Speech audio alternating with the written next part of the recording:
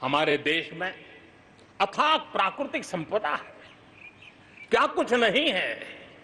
आज समय की मांग है कि हमारे इन प्राकृतिक संसाधनों में हम वैल्यू एडिशन करें, हम हमारे मानव संपदा में मूल्य वृद्धि करें, नई ऊंचाइयों पर ले जाएं और हम देश में कब तक कच्चा माल विदेश भेजते रहेंगे, रॉ मटेरियल कब तक दुनिया में भेजते रहेंगे।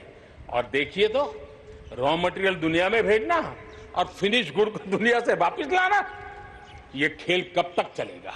और इसलिए हमें आत्मनिर्भर बनना होगा, हमारी हर शक्ति पर वैश्विक आवश्यकताओं के अनुसार मूल्य वृद्धि करना है, ये हमारा दायित्व है। ये वैल्यू एडिशन करने की दिशा में हम आगे बढ़ना चाहते हैं, हम विश्व में योगदान करने के लिए हम आगे बढ़ना चाहते हैं। विश्व में हम कुछ न कुछ, उसी प्रकार से कृषि क्षेत्र, एक समय था जब हम बाहर से गेहूं मंगवा करके अपना पेट भरते थे, लेकिन हमारे देश के किसानों ने वो कमाल करके दिखा दिया। आत्मनिर्भर भारत आज कृषि क्षेत्र में बना है। आज भारत के किसान, भारत के नागरिकों का एक पेट भरते इतना नहीं है, आज भारत वो स्थिति में है कि दुनिया में जिसकी जरूरत है उसको भी हम अन्न दे सकते हैं।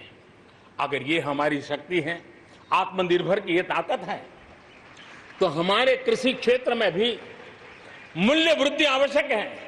वैश्विक आवश्यकताओं के अनुसार हमारे कृषि जगत में बदलाव की आवश्यकता है। विश्व की अपेक्षाओं को पूरा करने के लिए हमने हमारे कृषि जगत को भी आगे बढ़ाने की जरूरत है। आज देश अनेक नए कदम उठा रहा है और इसलिए अब आप देखिए स्पेस सेक्टर में हमने खुला कर दिया, देश के युवाओं को अवसर मिला है। हमने कृषि क्षेत्र को कानूनों से मुक्त कर दिया, बंधनों से मुक्त कर दिया। हमने आत्मनिर्भर बनाने का प्रयास किया हुआ है। जब भारत स्पेस सेक्टर में ताकतवर बनता है तो पड़ोसियों को जरूर उसका लाभ होता है। जब आप ऊर्जा के क्षेत्र में पावरफुल होते हैं तो जे देश अपना अंधेरा मिटाना चाहता है, भारत उसमें मदद कर सकता है।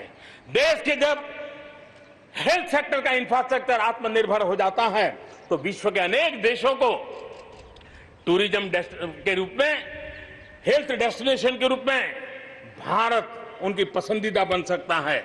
और इसलिए हमें आवश्यक है कि हम भारत में बने सामान की पूरी दुनिया में वाहवाही कैसी हो। और एक जमाना था हमारे देश में जो चीजें बनती थी, हमारे स्किल मैन पावर के द्वारा जो काम होता था, उसकी दुनिया में बहुत वाहवाही होती थी, इतिहास गवाह है।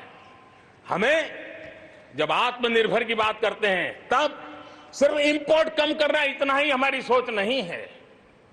जब आत्मनिर्भर की बात करते हैं तब हमारी ये जो कौशल्य है, हमारा जो ह्यूमन रिसोर्स का सामर्थ्य है, जब चीजें बाहर से आने लगती है तो उसका वो सामर्थ्य खत्म होता चला जाता है, पीढ़ी दर पीढ़ी वो नष्ट हो जाता है।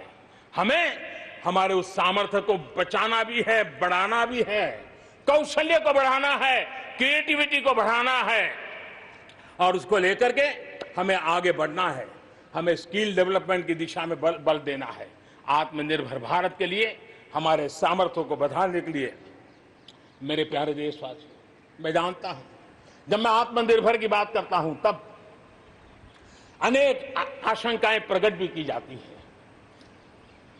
मैं इस बात को मानता हूं कि आत्मनिर्भर भारत के लिए लाखों चुनौतियां हैं और जब विश्व स्पर्धा के मोड़ में हो तब तो चुनौतियां बढ़ भी जाती हैं, लेकिन देश के सामने अगर लाखों चुनौतियां हैं तो देश के पास करोड़ों समाधान देने वाले शक्ति भी है, मेरे देशवासी भी हैं जो समाधान का सामर्थ्य देते हैं।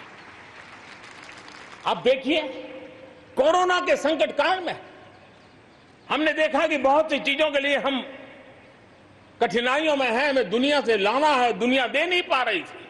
हमारे देश के नौजवानों ने, हमारे देश के उद्यमियों ने, हमारे देश के उद्योग जगत के लोगों ने बिड़ा उठा लिया, जिस देश में N95 नहीं बनता था बनने लगे, पीपीई नहीं बनता था बनने लग गए, वेंटिलेटर नहीं बनता था बनने लग गए। देश की आवश्यकताओं की तो पूर्ति हुई, लेकिन दुनिया में एक्सपोर्ट करने की हमारी ताकत बन गई। दुनिया की जरूरत थी आत्मनिर्भर भारत दुनिया को कैसे मदद कर सकता है, आज हम इसमें देख सकते हैं।